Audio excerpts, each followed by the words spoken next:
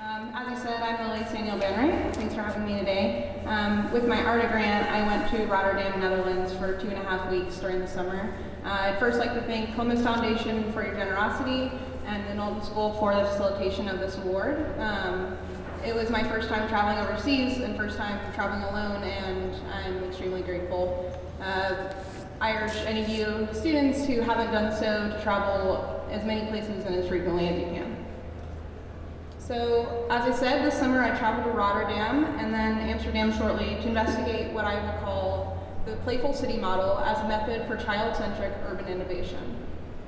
My interest in the Netherlands began with an interest in making cities, and more specifically, individual artifacts of architecture more equitable for children, and in creating cities built with the needs of children in mind, that of safety, means of transportation, scale, access to physical education, and a means to play. We ultimately create cities better for all citizens. I used Rotterdam more specifically as my case study for its recent transformation from a car-dominant city to one that is robust with varied, more sustainable transportation options, and for its long history with play. So for background, during World War II, Rotterdam was hit pretty hard with bombs, and in doing so, they were left with the task of rebuilding the city. The city turned towards modernization and a sort of functionalism that left housing very cramped, streets were cramped, and the city was optimized towards cars rather than people. There was a push to curb that, however, which led to the work of Oude Noorden. Beginning in the late 1940s, Oude Noorden built in Amsterdam many playgrounds, and its prolific children's orphanage stands as a cultural critique of the Dutch functionalist movement.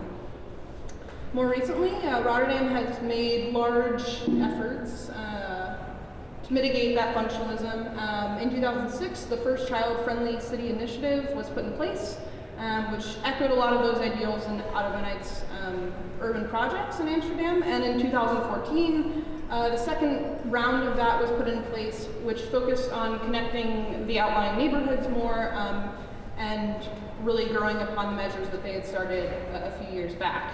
And in doing so, they've really transformed the city into arguably one of the best case studies for a child-friendly city in Europe, if not in the world.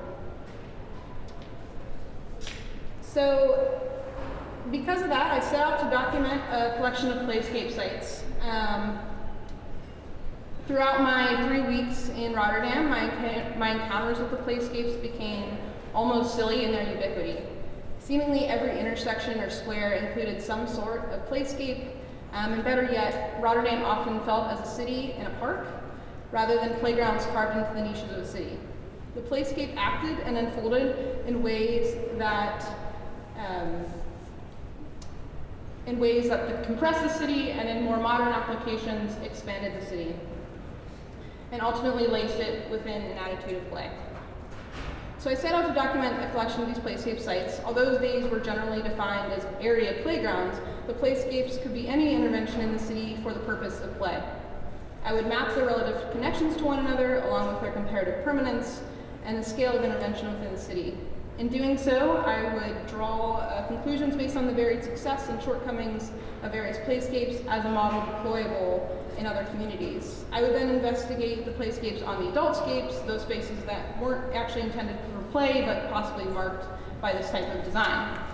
So, since the network of playscapes was already very well established and effective, my investigation moved more carefully to the connection of the individual interventions in contrast with their architectural counterpart, and what latent effects the child-friendly initiatives had on design throughout the city. So I discovered two strands of implications, those at the macro scale and those at the micro. At the macro, they were system-shifting effects. They promoted an egalitarian approach to the use of space and highlighted the extremely diverse citizenship of the city. Furthermore, these effects acted as a network of gifting spaces towards reimagination and redefinition. On the other hand, on the micro scale, those at the right of the page, play physically affected the architecture in a really joyful, mimetic manner. Mostly on the surface level, but also to the degree of calling attention to otherwise uncelebrated moments in the city. So I'm going to run through these kind of quickly. This was meant to be an ongoing study, and I think a lot of these can be studied in a lot more depth going forward. But I'm cataloging these latent effects of the Playful city models as redefinitions. So the first was play as access. This was an outright intention of the initiatives.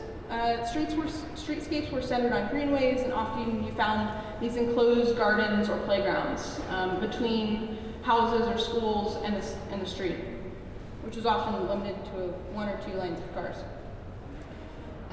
These were just blocks away, and it also gave a sense of access and a sense of equity to children on where they could play. Play as social condenser. I was astonished by scale. This isn't a particularly novel idea of urban organization, but Rotterdam's use of its canals, which were riddled with art installation and various people groups at all hours, its use of bike lanes, widened sidewalks, all centered on recreation rather than expediency. Play as misuse. Rotterdam had a really cheeky approach to its art.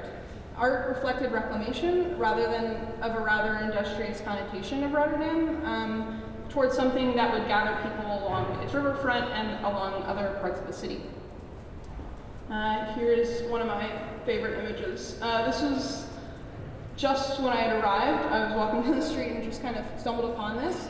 I was actually rather surprised at the lack of actual playground equipment in the city. Play is flexible, as I learned, and presents us the opportunity to rethink things that are industrious or rather mundane. At the micro scale, here's another picture, kid about to fall off of an apple. Play is imitation. The juxtaposition of what playscapes could have been and what they actually were used for is a communication of many elements. Popular icons in the city were flattened, recreated, placed in large squares as a sort of child's block, or child city block, I should say. Often lining existing context as reframing of what that space could be to the scale of a child. Imitation lends itself to an issue of scale, of course, but it also uncovers a sense of flattening that often occurs when we think of play, and I would continue to challenge that as a method of creating new scales for play. Play as surface. In these pictures, each of these crosses boundaries of the traditional the playscape or the playground, and stretches beyond the small border fence here, kind of see up there, towards the actual streetscape. So surface ranges in its permanence, but often had a large grip on delineating boundaries of the playscape and the adultscape. You see this throughout the city in forms of plazas and at the borders of buildings, which claims space for play. Here's another plaza that was good. Play as detail. Lastly, I was really captivated by the amount of corner detail within the city. It was really unexpected. And this fell outside of the traditional playscape intervention and has a separate history of its own, but it captured the spirit of the city in its redefinition. The corner was often celebrated, was not made to be more profitable or more efficient. It in itself became an imitation of the vernacular, a playful surface, and a new space of gathering. So I'll close with a park that I stumbled upon at the end of my trip. I feel like a lot of these I stumbled upon, and that was really great realizations.